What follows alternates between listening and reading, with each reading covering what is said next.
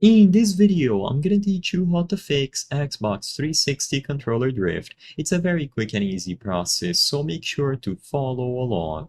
In this video, I'm going to comment about the options that you have regarding how to fix stick drift on your Xbox 360 controller, and you will be able to decide if it is worth to do them. This is because while these methods that I'm going to talk about can help if your controller is just too old or it isn't holding up quite well anymore, then unfortunately there won't be much that you can do. I recommend that you try out the easier methods that I'm going to mention first and see if you can notice any difference. But if the controller is way too damaged, unfortunately the best possible thing that you can do is just to get a new one.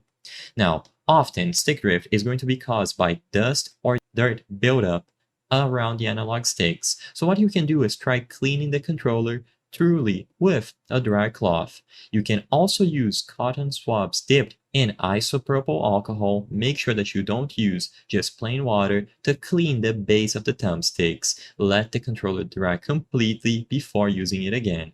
Now, cleaning is going to be the best way to get rid of this buildup that might be interfering with the joysticks, and if you are able to open the controller up, that's going to be even better. But like I said, because of the nature of this video, I cannot give you clear detailed instructions on how to do this. And for the last option that you have, like I mentioned previously, it is going to be physical repair.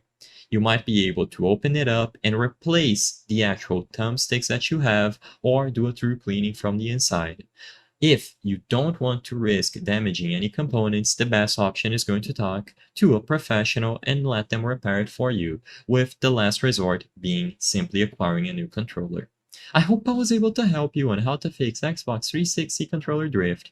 If this video helped you, please be sure to leave a like and subscribe for more very easy tips. Thank you for watching.